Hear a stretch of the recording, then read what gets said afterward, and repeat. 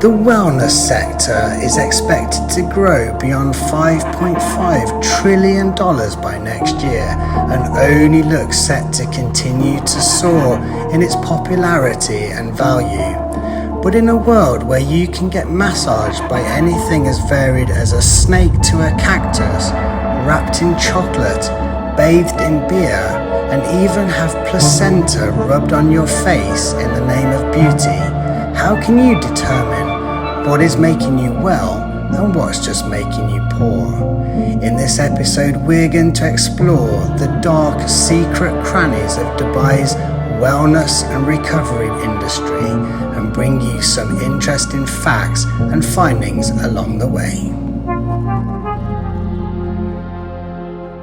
Guys, welcome to episode 5 on my fitness channel. Now, if you saw the last 3 episodes, you know I've been putting my body through a lot. I've been training like Mike Tyson, training like Arnold Schwarzenegger, and many more. So you know by now I deserve some recovery.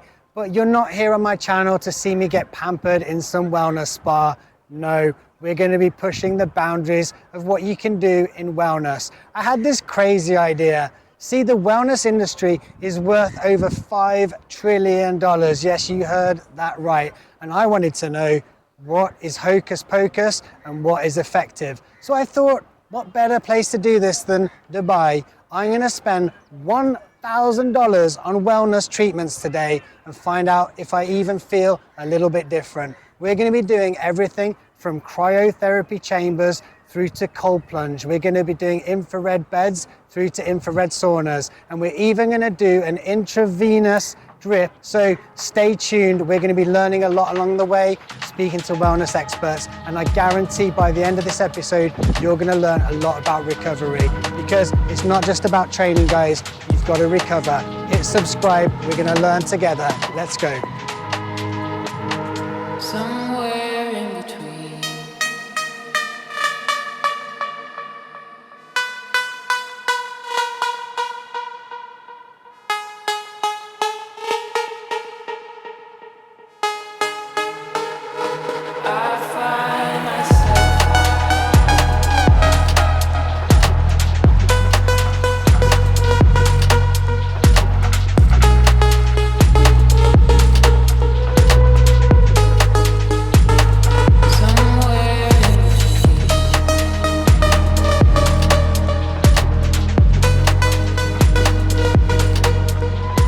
So today we're here with Coach James.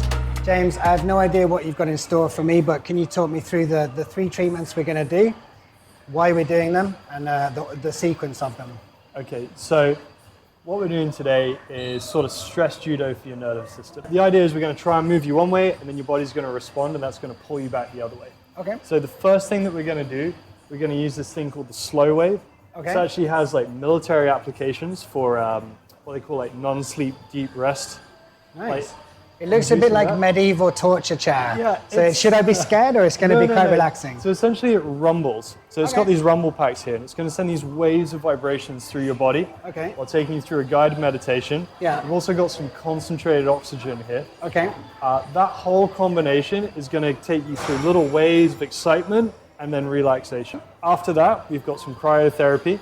Okay. And that is going to be a whole lot of excitation. We can go down to minus 140 degrees Celsius, Okay. which is about double what the old ones used to go to. So it's very cold, but quite short. Oh, yeah, so it's 3 minutes in there. It's extremely cold. We don't go longer than that, just for safety reasons. And then after that, we're going to put you in the red light therapy. Yeah. That's a vasodilator. It's a relaxation signaler, and that's going to really bring you down. And so you should feel like rejuvenated but relaxed at the end of this. Okay, so you heard it from James. I should feel nice and rejuvenated at the end. Let's see, I am the guinea pig today, so let's start.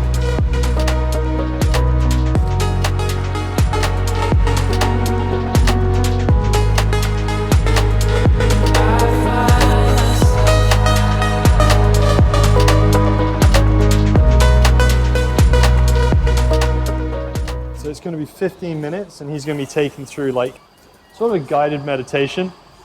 And with this hand here, he's going to be able to control the intensity of those vibrations. While he's doing that, we're also going to put his finger in here. So just grab that.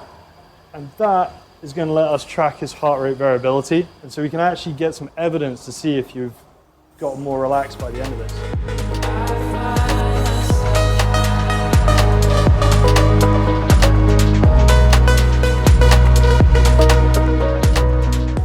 Actually, of the 3 treatments, I was probably more skeptical about this one, but it's so like both intense and relaxing. It feels like you're having like an hour's meditation in like 15 minutes. It feels really nice.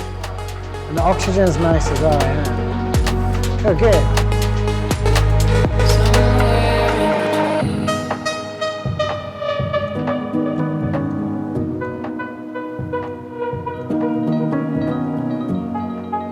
What should I expect? So, on the one hand, it's much colder than an ice bath. Like, Okay. An ice bath, you're looking usually 3 to 5 degrees, maybe up to 10. Even Okay. up to 16, they consider a cold plunge. Yeah. We're going minus 130 today. And what's that in Fahrenheit? Like you said, So that's about minus 220, I think. Okay, so very cold. Okay, very, very very cold. Okay. All right, the difference is actually this builds on you much slower than an ice bath. So for the first 10 seconds, you might feel like this actually isn't that cold. Yeah. And then about 30 seconds, you'll be like, oh no, actually it is.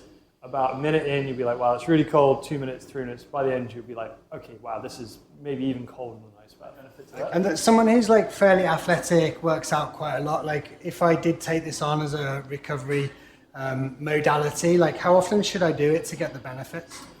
I would say with cold, where you are with your training. Yeah. Like if you're, let's say, you've got a competition to come up, and it's really important that you're fresh and that your training volume is high for that. Yeah. Like you could literally do this every day. Oh wow. I would okay. say like if you're looking sort of more of a maintenance mode, you probably want it more like maybe once a week, just to kind of keep a little bit of cold exposure and get the benefits. So someone like me who I'm not a professional trainer or anything in terms of like bodybuilding and weight training, Yep. but I train like 4 or 5 times a week. I do some martial arts. So like once a week would be good or twice a Yeah, week? I think once a week would probably be a nice Okay. sweet spot for that. Cool. A lot of people would use it sort of as a weekly reset, sort Okay, of on nice. their rest day to make sure that they're Actually doing something rest focused. Nice. and then sort of to make sure that they're fresh for the next week's training. One thing I would say is I would actually avoid doing this or ice baths directly after a weight training. And what is the reasons for that? So essentially, when you're weight training, you are going to damage the muscles a little bit. Yeah. That is sort of one of the benefits. Part of That the process. extra little bit of inflammation is actually going to carry more nutrients to the muscles, and you make Yeah. more gains faster. Okay. This will stop it in its tracks. So, like I said, if you're like an athlete, if you're like a football player or a basketball player, Yeah. and you want to do some strength work, but you also have to play on Sunday, Yeah. you'll take less soreness and less muscle gain for more I performance. see.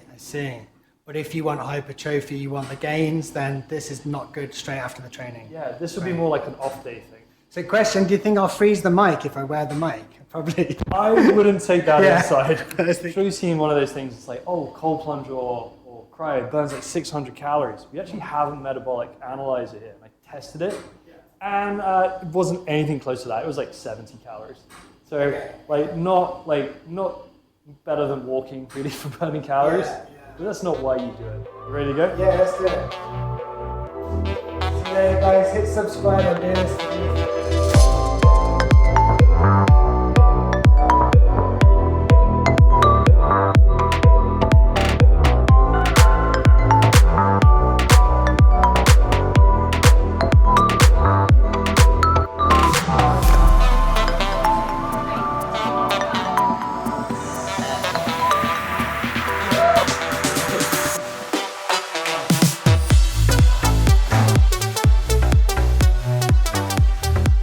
I survived. I don't know how I feel right now. Cold would be the obvious thing. Do you see what I mean about how it builds on you? It's Yeah. a real different feeling from an ice bath, right? Definitely. I was trying to stop myself shivering by just staying calm. Is that like a good thing to do? Yeah, that's a Yeah. good thing to do. But Okay. at a certain point, it's going Yeah, to break. it was like uncontrollable. But that's also like part of the benefits, is like sort of pushing your nervous system to the limit like that. Okay. Is actually like one of the things that you actually want. Nice one. Well, I'm going to thaw out. To help you thaw out, you're Yeah. actually going to go in a red light Okay. now. And that's you're going to feel super relaxed. Wow. Can Can you tell us, like, what are the benefits of this? And again, what should I expect to feel at the end of it? So the main thing that we're using this for now is as a parasympathetic nervous system signaler. So this is going to work as a vasodilator. Essentially, it's a signal to tell your body to relax. So you've just been under quite a lot of stress being in the cryotherapy chamber. Your blood sugar would have gone through the roof, adrenaline super high, cortisol super high.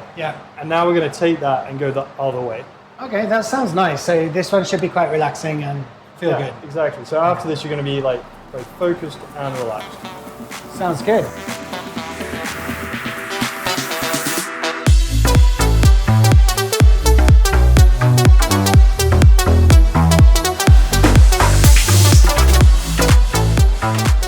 I was literally just falling asleep right at the end, I think.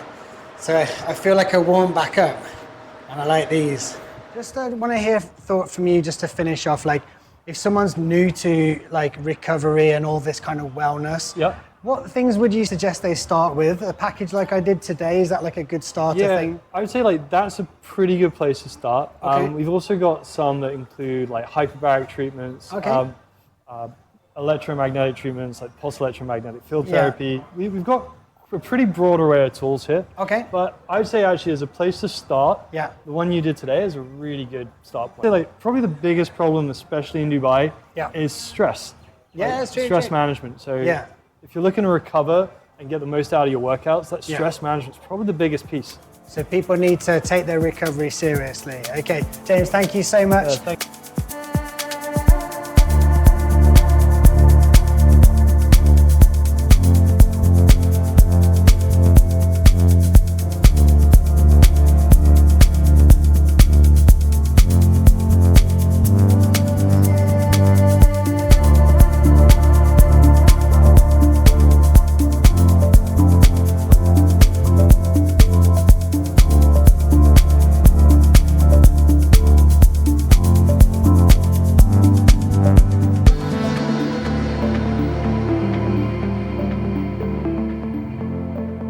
So guys, we're down at Longevity with Laura. As you know, I've been doing an action-packed day of wellness and recovery today. Let my viewers know what we've got in store for me over the next half an hour or so. Sure. So we're starting off with the infrared sauna with red light therapy, and then we're going to fully immerse you in some cold water. Okay. Yeah, to shock your whole system. That sounds quite scary. I don't really like the cold. Like, what should I be expecting? And Yeah. So you'll be, getting your mindset in the right place, essentially, which I think you are. You've got a strong mindset in general with all the things that you're doing anyway. But taking that time when you're in the infrared sauna, kind of thinking about the steps that we're going to go through in order to, elevate your body temperature and then follow that up with that cold plunge, right? Focusing on the breathing factor, the mindset factor, which is a big, major part of it. And but we'll talk you all through all that. And in terms of the sequence, I would have thought we'd do the cold plunge first, but you recommend doing it the other way around. Why is that? So technically, this is called contrasting, right? So you want to elevate the body temperature, and then you want to fully immerse yourself into that cold plunge, right? So reboot the immune system and metabolism. You can actually go back and forth. So the times of cycles. You're not going to make me do it 3 times. If you really want a challenge. We'll just do it once today. Let's see. Perfect. Sounds good. So I think then we'll go for the infrared. How long are we going to do for the first one? You're going to do 20 minutes. And then followed by 15 minutes in the cold plunge. And we're going to time it. Wish me luck, guys. Wish me luck.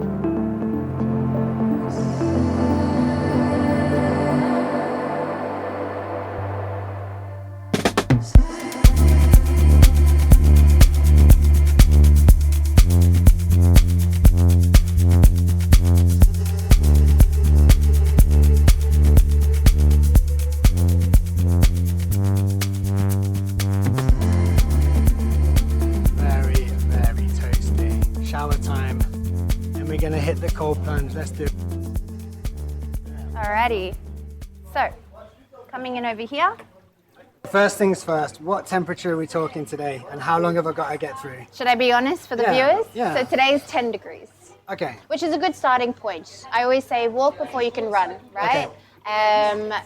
In regards to when you're taking the plunge, just remember it's not about the outside of the body, it's about getting the cold internally. So when you do step in, your toes and your ankles will ache. Okay, Yeah. this is very normal, but the quickest way to get that to subside is to get your full body in there. Now remember, hands like this, tucked into the armpits. Focus on the breathing. You want 100% capacity, right? So belly, lungs. Belly should come out like Buddha. That was about 50%, let's say. So good. Hold your breath up top. Yeah. Lower your body down. Yeah. Then exhale. Shoulders in, water up to the chin. And remember, it takes your mind and body to connect in about 2 to 3 minutes. Allow that space without any movement or bailing, okay, so to speak. Stay put. And then eventually you'll tip over to your parasympathetic, from sympathetic to parasympathetic, which is more like rest, digest, get accustomed to your environment, and then it's easy breezy from there. Okay. All You right. probably tell I'm a bit quiet because I'm actually a bit nervous. So let's just get it done. Oh, fuck me. Oh, Jesus. Yeah, bit different. Good, good, good. So, right mindset, super importante. Hands up. Yeah. The balls are in, so that's a good start. That was like a full flop down, wasn't it? They've gone inside me now. Right. Safer. So take a deep breath. Hold your breath. Lower the body down. You can do it. Go for it. Exhale. Good. Now, find that rhythm in your breath. In, out. Allow that Fuck me, that's time. I cold. know it is cold, but it's okay. It's nothing you can't handle. Your perception of how you deal with the cold is one thing, but I guarantee you everyone feels that same form of shock factor with cold, but it's a matter of giving yourself that time to adjust, because everything, you'll adjust. Nothing bad's going to happen to you. So before we started recording, I was telling you I do a bit of like martial arts, wrestling and weight training and stuff. Why do you see so many martial artists using the cold plunge and this kind of therapy, do you think? I think because they understand the benefits on the body. So for example, there's so many reasons. If we talk about it from an aspect of on a physiological level, right? Yeah. Some of them do it before they go for their training, and some of it do it after, right? So both in the recovery. But if you do it before, I think that a lot of people do find that their endurance, it enhances their endurance and their fatigue and you know, that kind of aspect. But a lot of them do it after. Like for example, there's a gentleman over there who's a jiu-jitsu master, and he comes in ritually to do this because obviously the inflammation, you get a lot of injuries. It does, if you bring down any of the fluid and inflammation around any injury that you have, or just in general in your body, you do give your body that time and space to heal. Your body wants to take over, but you've got to be in that headspace that you are not a slave to your body. How many minutes is that down now? You have just under 10 minutes left.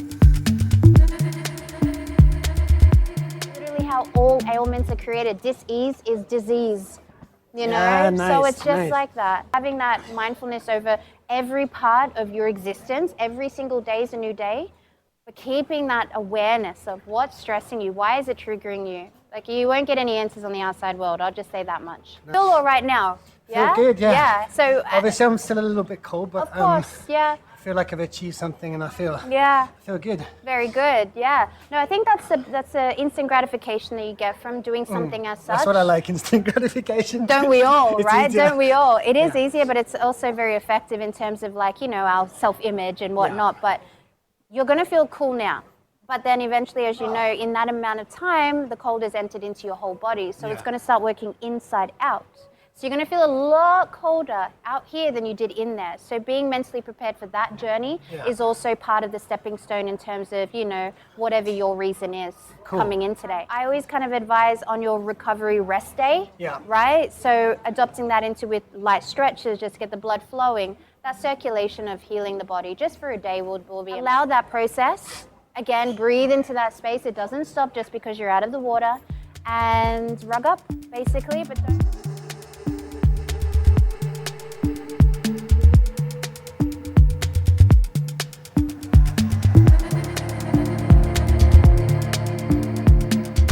Guys, so we all know the importance of stretching, particularly if, like me, you work out a lot, you maybe do some martial arts, things like this, it can be quite damaging on your body. So we came down to stretch, and we're actually going to get stretched. So Stacey, can you talk us through what we're going to be doing for the next hour? Of course, sure. First of all, welcome to stretch.com. Thank you. So I'll be your coach, Stacey, and I'll take you through your session today. So for today, we're going to be doing 30 minutes assisted stretching. Okay. I'll be using a technique called PNF, and through that, the goal is to increase your range of motion and to help improve your flexibility. Okay. Afterwards, you should be feeling light. You should be feeling like, cooked spaghetti. On a serious note, so I do stretch. Usually in the morning, just for a few minutes. Yes. I know I could do it longer, and I stretch after training. Yeah. But like, how often should someone do like supported stretching and PNF stretching to get the benefits for range of motion? Okay, so first of all, it definitely depends on your flexibility level. Okay.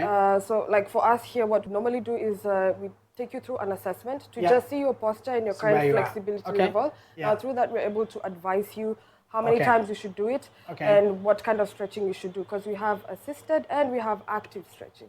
Okay. Well, I'm looking forward to this. I'm not the most flexible guy, I think, although we'll see how it goes. So cool, let's do it.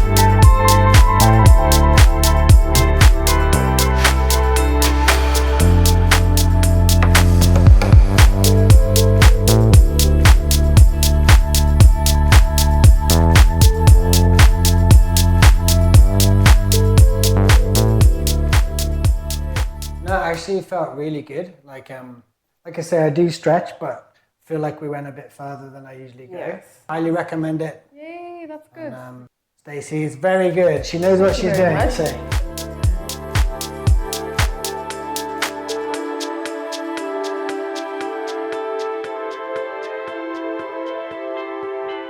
So guys, we're just stopping off in Dubai Marina for a quick bit of lunch. We've had a great morning so far. I've got to say, I'm feeling quite relaxed. I'm feeling quite good, but we're going to review all the treatments tomorrow. As with all my episodes, I'm going to weave some exciting fun facts in.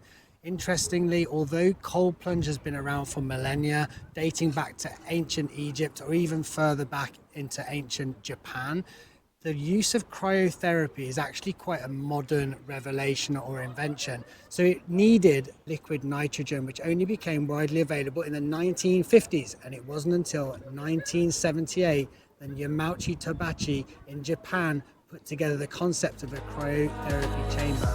And that's what you saw earlier.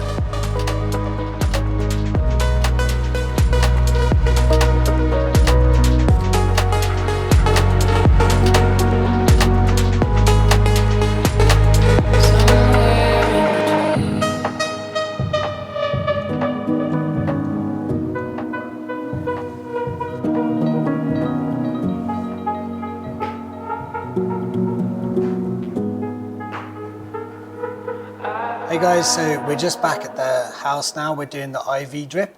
So this one specifically is designed for hydration, and it's got some added vitamins as well.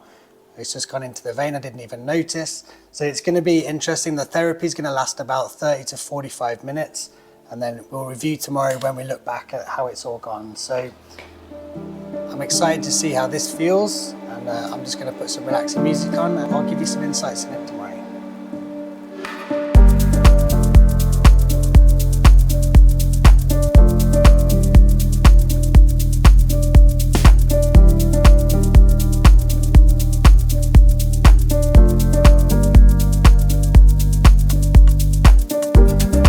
Magical. Actually, it's been about how long? 45 minutes, 30 minutes? Something like this. So yeah, we're pretty much done. feeling a bit sleepy, but I think that's just because I'm old and I've been sat down for half an hour. So guys, that was a wrap. That was an active day of recovery. I'm speaking a little bit subdued because our doggy Milo is a little bit under the weather today. Obviously, he needs some wellness. So a few things, a few summaries from yesterday. One, we didn't get close to spending $1,000 in a day. Actually, I'll put the websites of the different places we went to. The prices were actually very reasonable and we didn't get close to spending $1,000 a day.